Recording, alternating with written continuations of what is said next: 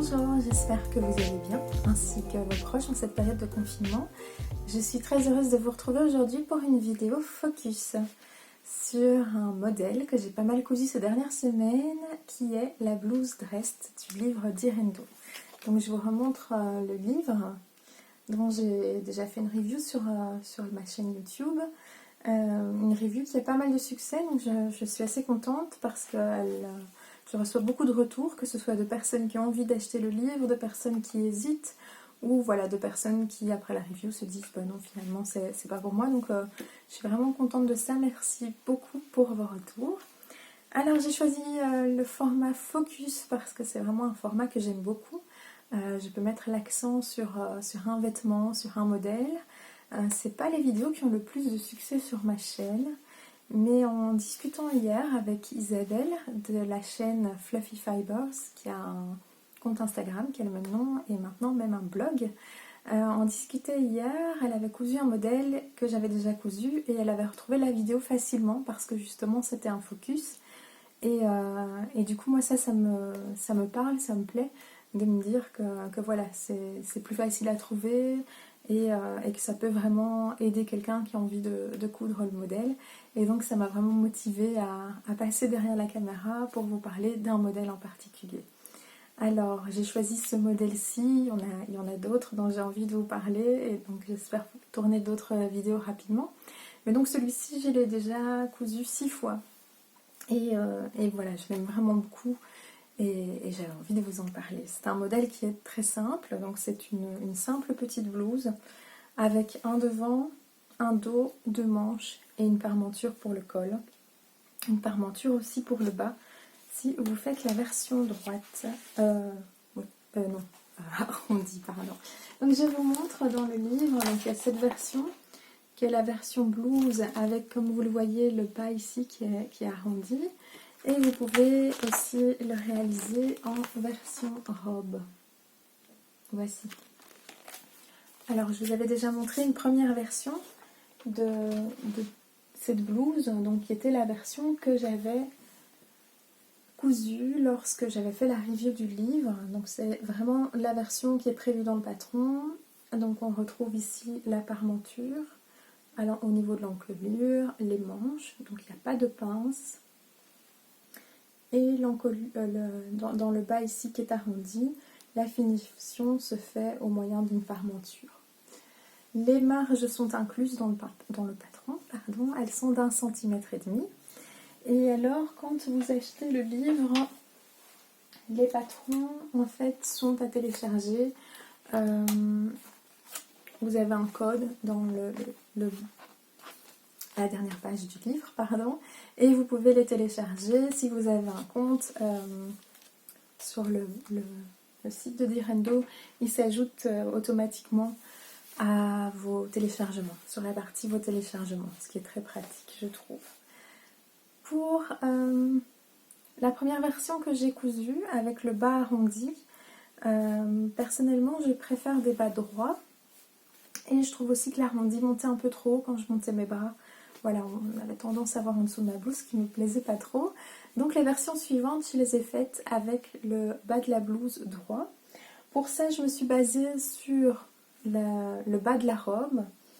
Et comme la longueur de la blouse sur le devant était parfaite, j'ai simplement pris le bas de la robe et je suis venue tracer la ligne à partir du bas de la blouse. Tout simplement. Je l'ai fait évidemment pour le devant et pour le dos, en mesurant bien, en vérifiant bien que les côtés avaient la même longueur. Donc voilà, c'est une modification qui est vraiment très très simple à faire. Pour les versions suivantes, donc la version suivante que j'ai cousue, c'est celle-ci en Vichy. Voilà.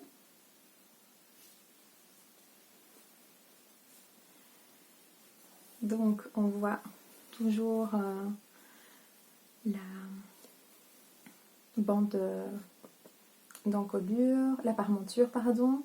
J'ai fait une petite modification, c'est que j'ai ajouté un petit peu de volume aux manches. Voilà. Le bas est droit, comme je vous le disais. Et en fait, c'est la même version que celle que je porte. Mais je vais vous faire une petite vidéo avec les différentes versions portées juste à la fin de la vidéo. Donc comme vous le voyez, il y a un petit peu plus de volume, un petit peu plus de fronce. Alors ces versions-ci, jusque la rose, ont été cousues en 38. Alors elles me vont. En 38 c'est un peu plus ajusté. Les suivantes sont cousues en 40. Voilà, je me sens un peu plus à l'aise dans le 40. Comme vous le voyez, parfois quand je bouge ici, la manche se relève et elle ne se remet pas à sa place, ce qui est un petit peu embêtant. Donc pour les suivantes, j'ai décidé de passer au 40, ou je peux aussi coudre le 38 qui tombe plutôt bien et élargir un petit peu les manches pour les prochaines. Alors pour cette modification de manches froncées sur le dessus, c'est en fait assez simple, je vais vous montrer.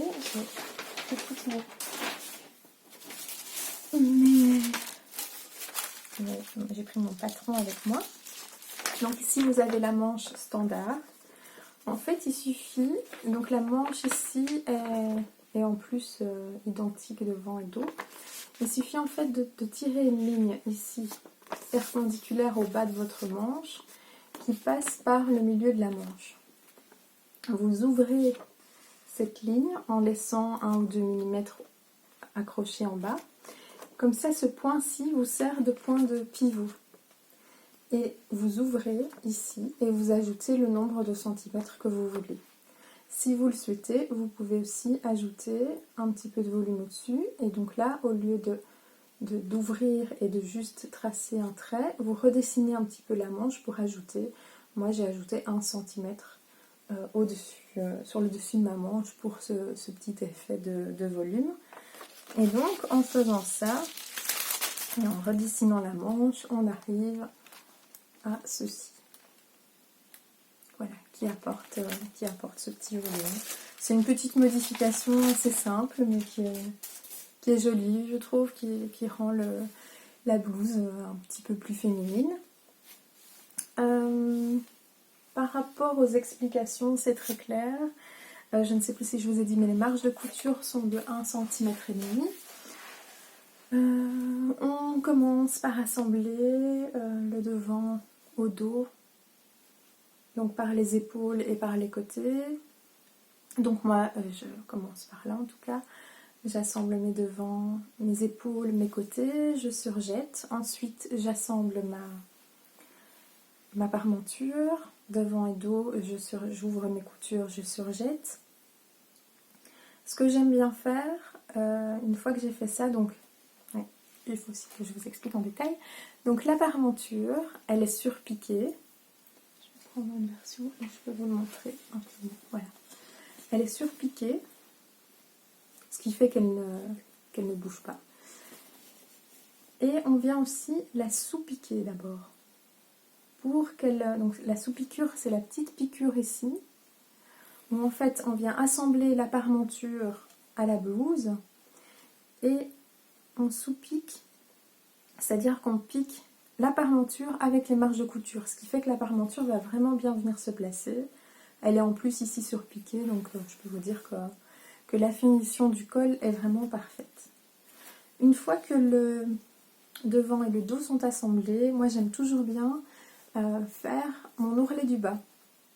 Je sais pas pourquoi, mais j'aime bien. J'aime pas quand à la fin il reste que les ourlets, donc j'aime bien les faire au fur et à mesure. Ensuite, on vient assembler les manches. Alors là, une petite astuce, je vais vérifier dans le patron si eux le proposent, mais moi j'aime bien préformer le pli de mes manches. Ça fait gagner un temps fou, parce que les manches, quand on doit faire un repli d'1 cm et puis encore 1 cm, et qu'elles sont déjà montées, c'est un peu embêtant, je trouve.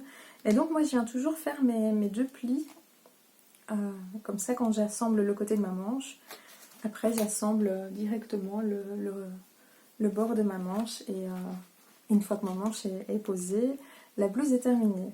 Alors, excusez-moi, je cherche...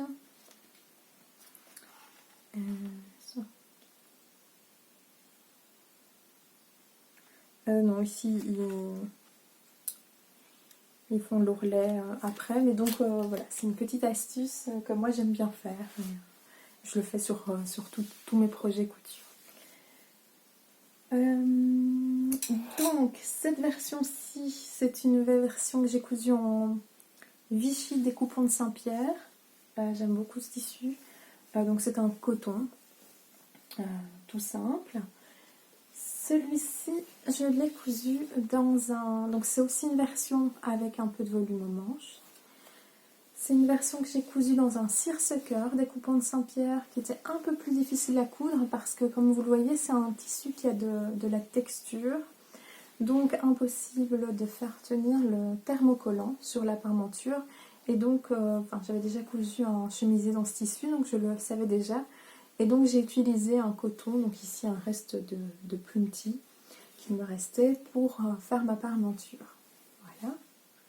Donc c'est vraiment une petite blouse toute simple, mais hyper facile à porter et hyper confortable.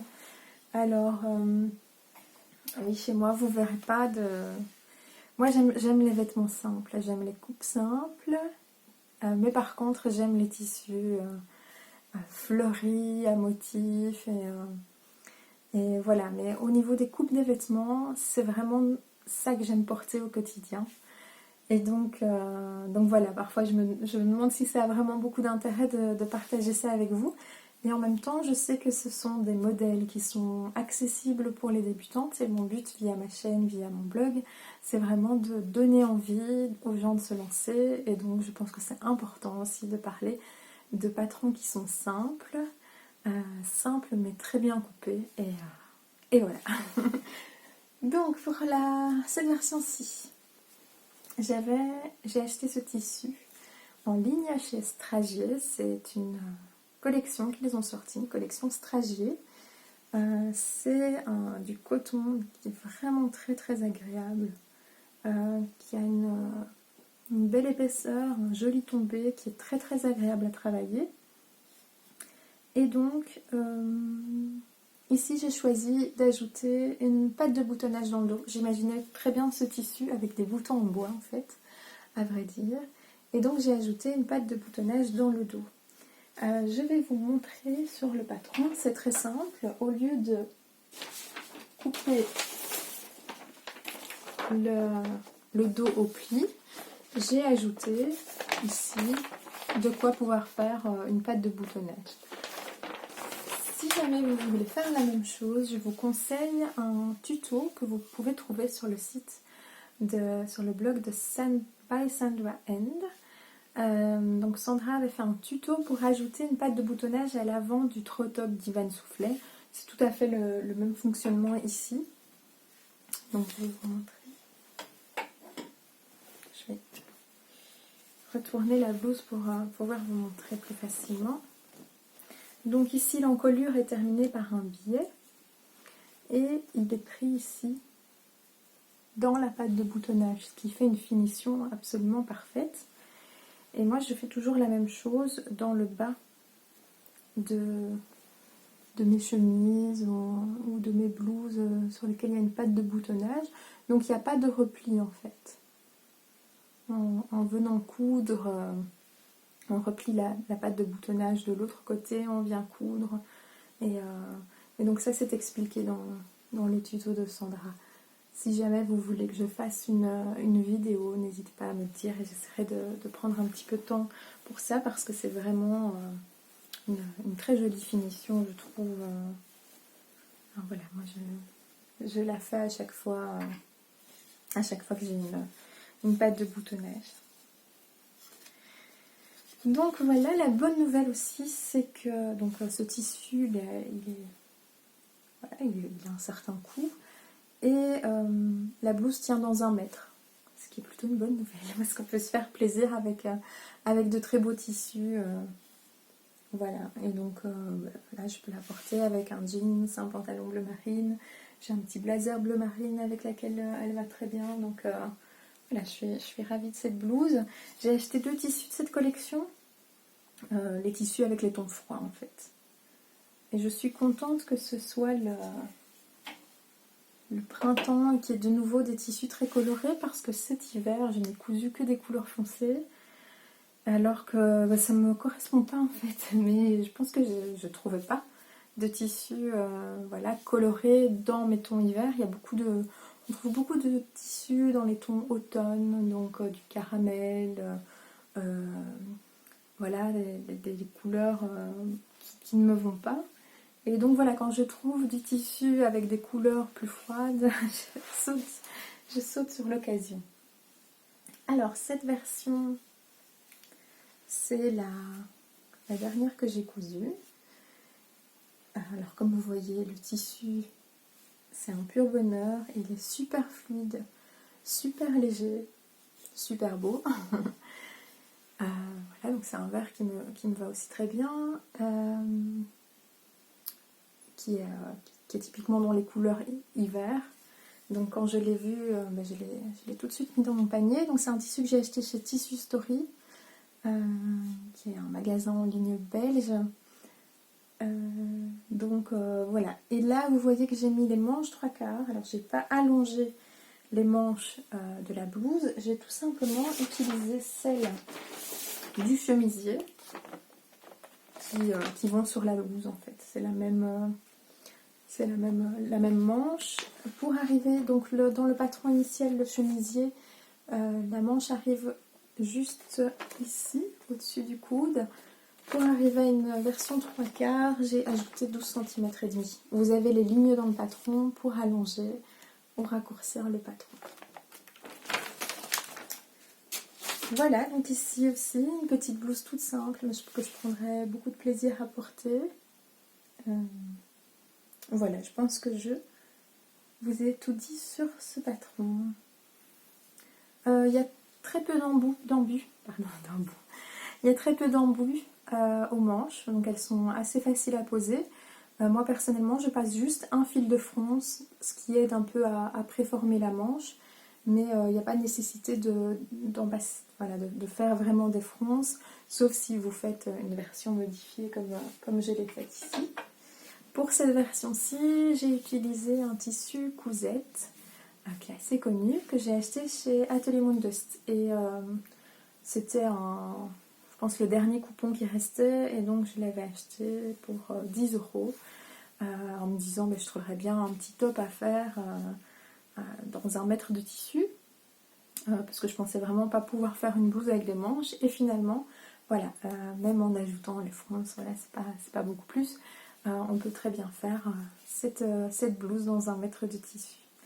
Donc il y aura sans doute d'autres versions parce que je trouve qu'elles se prêtent vraiment bien au tissu à motif. Je suis vraiment très contente des versions que j'ai cousues. Ça correspond vraiment à ce que j'ai envie d'avoir dans ma garde-robe, à ce que j'ai envie de porter.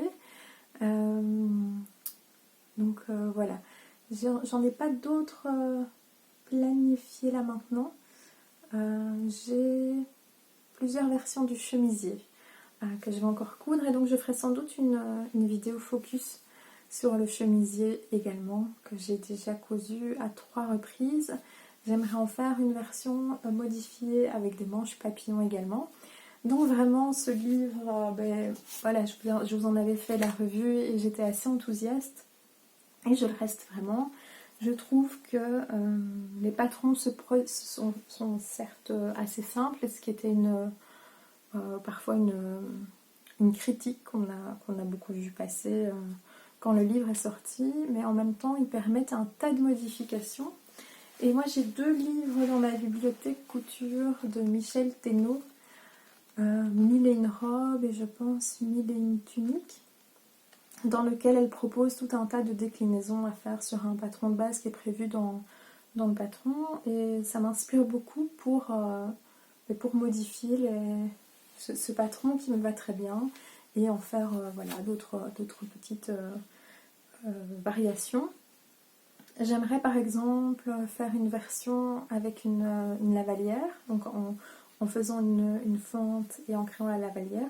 J'ai déjà adapté, j'ai déjà créé les pièces de patron pour, mais je me dis que là maintenant j'ai pas envie d'avoir, voilà, ce sera peut-être plus pour l'automne. Et j'ai acheté du tissu pour coudre le pantalon également. Donc mais ça, je vais voir s'il faut des ajustements. Je vais sans doute coudre une version short auparavant.